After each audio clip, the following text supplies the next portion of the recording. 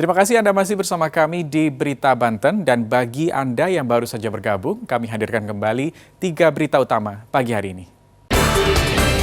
Di Cikoki Miras, siswi SMP diperkosa 3 remaja.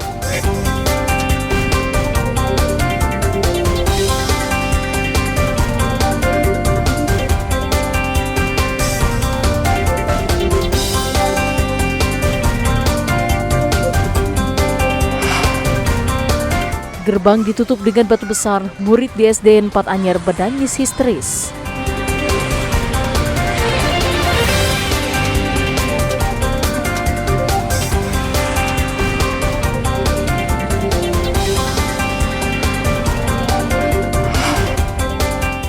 Usai kandaskan Brunei 6-0, pemain timnas tiba di tanah air.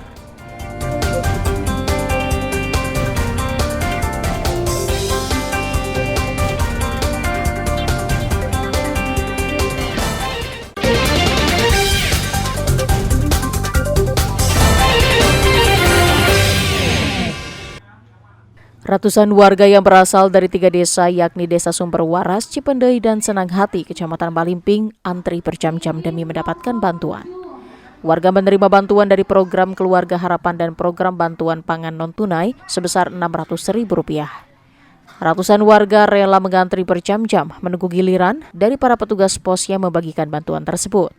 Untuk Kecamatan Malimping ada 907 warga yang mendapatkan bantuan, yakni 871 warga penerima bantuan BPNT dan 36 orang penerima bantuan PKH. Alhamdulillah ada 152 penerima bantuan. Itu bantuan apa aja tuh, Bu? Itu bantuan BPNT sama PKH.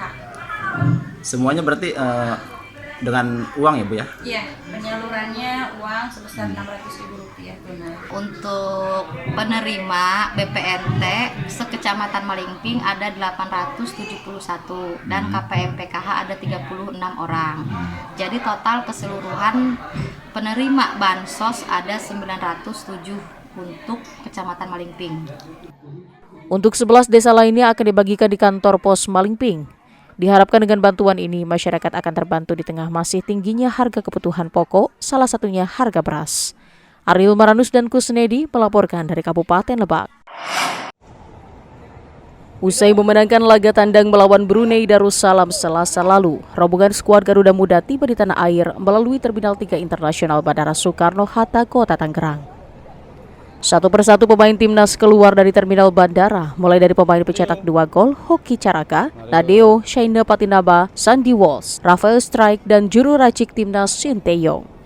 Pada pertandingan leg kedua kualifikasi Piala Dunia 2026 zona Asia di Stadion Sultan Hasan Al Bolkiah, Bandar Seri Begawan, punggawa Garuda berhasil menggunduli timnas Brunei Darussalam dengan skor 6-0.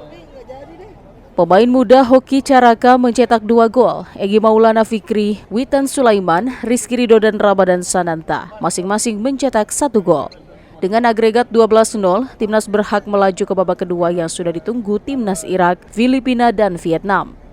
Nadeo Argawinata, penjaga timnas senior, mengatakan bersyukur dapat lolos di putaran pertama kualifikasi Piala Dunia 2026 zona Asia. Kini para pemain akan kembali ke klub masing-masing untuk mengikuti liga. Ya, untuk masyarakat Indonesia semua, kita bisa lolos di putaran pertama atau round pertama ini melawan Brunei. Ya patut disyukuri juga, tapi saya rasa ujian sebenarnya nanti ada di second round, ada di round kedua.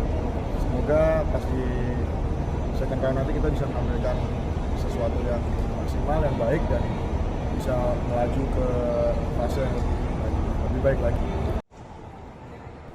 Sementara pelatih Shin Tae-yong mengaku putaran kedua zona Asia kualifikasi Piala Dunia 2026 akan berhadapan dengan tim Irak dan timnas harus percaya diri.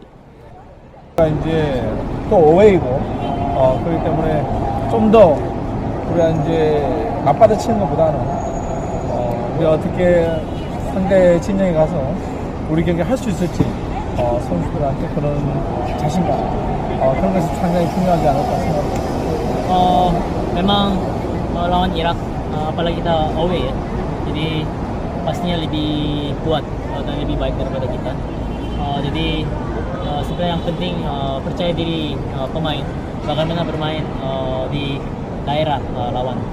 Selanjutnya pemain kembali ke klub masing-masing dikarenakan Liga Utama sudah bergulir, namun Desember 2023 mendatang, para pemain akan kembali melakukan training camp dalam persiapan kualifikasi putaran kedua Piala Dunia 2026 Zona Asia.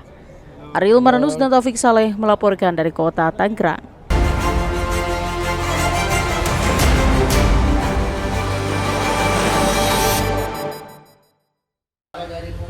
19 siswa SDN 2 Tambak Baya, Kabupaten Lebak dilarikan ke Puskesmas Mandala akibat mengalami muntah-muntah dan pusing.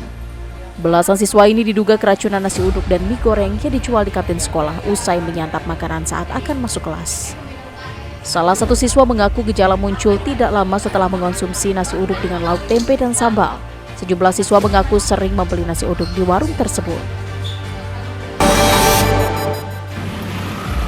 Beginilah kendaraan minibus bernomor polisi B1618WIQ yang tersangkut sebuah pohon di depan restoran cepat saji. Kerusakan cukup parah di bagian mesin mobil. Kejadian bermula saat pengemudi memesan makanan melalui layanan tanpa turun atau lalantur. Saat hendak berjalan usai mendapatkan pesanannya, diduga pengemudi salah menginjak pedal gas hingga minibus melaju kencang keluar restoran cepat saji. Kendaraan menabrak mobil yang berada di depannya sebelum akhirnya terjun keluar area parkir restoran dan tersangkut di pohon. Puluhan rumah di 2 kecamatan di Kabupaten Pandeglang mengalami kerusakan setelah diterjang angin puting beliung. Selain rumah, angin puting beliung yang datang secara tiba-tiba juga merusak lokasi pemancingan yang berada di Desa Ciputri, Kecamatan Kadunghejo, menghancurkan tempat pemancingan. Angin puting beliung juga merusak rumah makan serta tempat pembibitan tanaman sayuran di wilayah tersebut. Menurut pemilik pemancingan, saat kejadian lokasi pemancingan sedang kosong. Namun angin puting beliung yang terjadi menghancurkan usaha miliknya. Diperkirakan kerugian mencapai 70 juta rupiah. Inilah rekaman CCTV saat 2 pencuri kendaraan bermotor melakukan aksinya di sekitar Kecamatan Cawilan, Kabupaten Serang, Banten.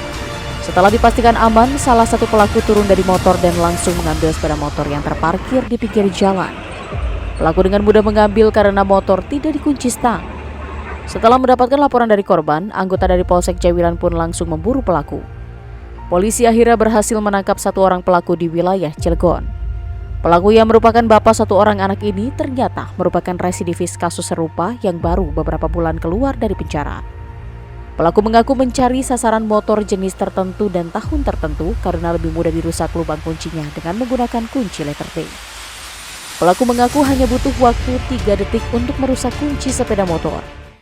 Ya, informasi tadi mengakhiri berita Banten pagi hari ini. Saya Rusdi Maulana mewakili kerabat kerja yang bertugas mengucapkan terima kasih. Selamat pagi dan sampai jumpa.